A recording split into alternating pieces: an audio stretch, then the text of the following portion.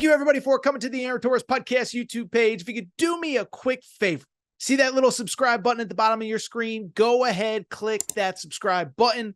Really does help our channel grow, our audience grow, and I really do appreciate it more than you know. So click that subscribe button. Appreciate your support. Now, here's the video that you came here for. Say this, first of all, Lucas Oil Stadium, the early game, which I was a little surprised by, Tennessee versus Kentucky. Round 3 is actually the early game at Lucas Oil Stadium. This felt like a 9:59 tip-off if I've ever seen one. Couple things. One, Kentucky fans, Vol fans, if you're going, remember, SeatGeek.com, promo code Torres, SeatGeek.com, or the SeatGeek app, promo code Torres, Torres. You get $20 off your first purchase. By the way, that applies. Like if you're going with a buddy, and he needs 2 and you need 2, you can each use the you just can't get, whatever. You get the point. SeatGeek.com, promo code Torres. Thank me later. Can I also say something very unpopular? I already see people whining about this game being in a football stadium. One, you go to a Final Four, you're playing in a football stadium. That's one. 2, I would also add, I kind of like it.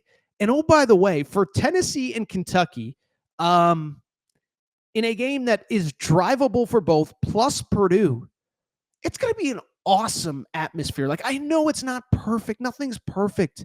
But would you rather have 25, 30,000 tickets available for that one? Or would you rather have 17,000 available and every ticket is $600? Like, people stop complaining. I also think basketball and football stadiums is cool just because I love being in a Final Four. I love when they used to play the Kentucky-Indiana game a million years ago at the old RCA Dome. So people stop complaining about the football stadium. Now let's get to the game, because this is the third time these two teams have played. You've probably heard by now, Tennessee took care of, let me start that over. Shame on Torres. Kentucky took care of Tennessee in each of the first 2 games. What was especially interesting, first game, no Jackson Robinson, no Lamont Butler. Second game, no Jackson Robinson with Lamont Butler. He did play in that game, but Kentucky gets both wins. Both were kind of surprising when they happened. In terms of the pathway to get here, listen, credit where it's due for Kentucky. We talked about it on Sunday night, but listen, what Mark Pope is doing, listen, I know that, Mark Pope and Kentucky fans are always going to defend him, and every other fan base is always going to say, oh, you need to prove it in March, never won a tournament game. Always thought that narrative was BS. But what that guy did to get this team to the Sweet 16, I think is unbelievably impressive. But as impressive is, again, what we talked about on Sunday night's show. And what we talked about is the fact that that game was never, it was a 9-point game. I think it got to 6 or 7 in the second half, but it was never a game that you were like, oh, Kentucky might lose this.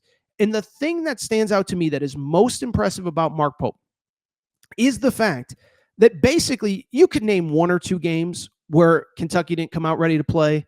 Ohio State right before Christmas is kind of the one that stands out.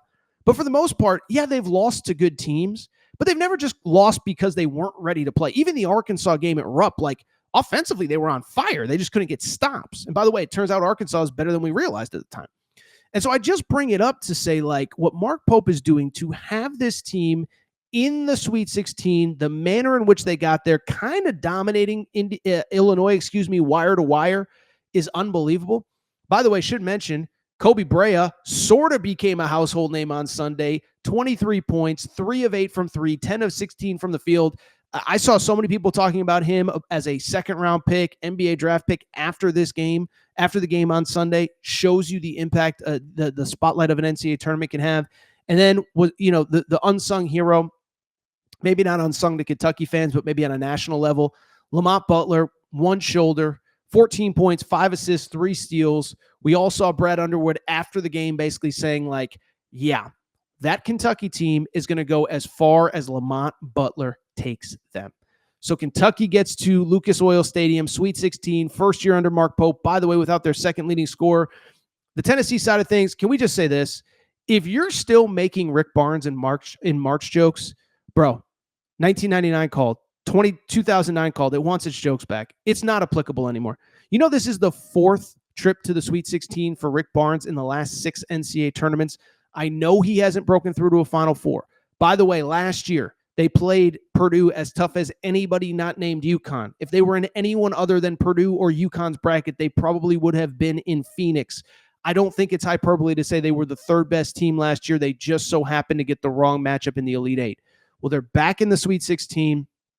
Their game against UCLA, a lot actually like the Kentucky-Illinois game, where, Tennessee was just kind of wire to wire. They were always in control.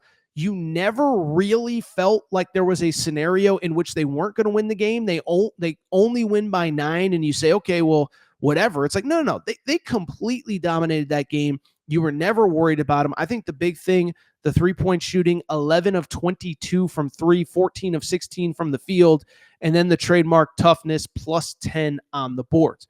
Now, in terms of this game, I think the X factor is going to be this.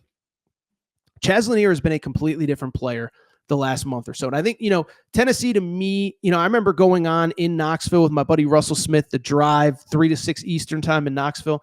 And I remember talking to him about a month ago about this is we like Tennessee, but are you going to get consistent production offensively? Because if you do, then Tennessee's a team. They could go to their first Final Four. They could go to an Elite Eight. They could make a deep tournament run. If you don't get consistency from Chaz Lanier, it's going to be a little bit tougher. Well, 6 of the last 11 games for Tennessee, Chaz Lanier has scored 20-plus points. He is starting to figure things out. Jordan Gainey has had a few, Jordan Gainey. I always get Jordan and Justin mixed up. I apologize, Vol fans. But Jordan Gainey, 24 points in the SEC championship game, 13 the other day. And you're getting production from those guys. Now, the one concern I will have, those guys don't have Lamont Butler as a point guard. And so with it, I am picking Kentucky to win this game and Kentucky to advance to the Elite Eight. They say, by the way, it's tough to win 3 times in a row against the same team. I've asked a lot of basketball people that. They're like, no, that's not really true. It's not true. Is if you're good enough, you take care of business. But to me, the X factor in the whole variable is Lamont Butler on Chaz Lanier.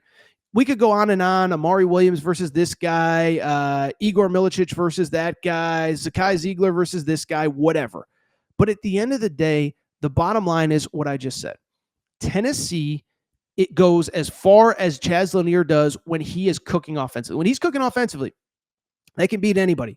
They beat Auburn in the SEC tournament. They beat Alabama at the end of the regular season. They beat Florida early in the season. They split those 2 games. They lost in Gainesville, won in Knoxville. But I just think that you look at the game in which Chaz Lanier played Kentucky when Kentucky had Lamont Butler in the lineup. Lamont Butler was a faucet, completely shut him off. Kentucky wins that game by 9 at Rupp Arena. And in that game, Chaz Lanier, who again has been playing well the second half of the season, 10 points on 3 of 13 shooting, only got 10 of those 10 points, 4 of them were at the foul line. And so to me, Lamont Butler is the X factor. To me, Lamont Butler shuts down Chaz Lanier. And to me, if you shut down Chaz Lanier, you can beat Tennessee. Give me Kentucky. I think it's low scoring. I think it's physical. I'll say 75-68. Kentucky gets the win. They advance to the Elite Eight, where they will face the winner of Houston-Purdue.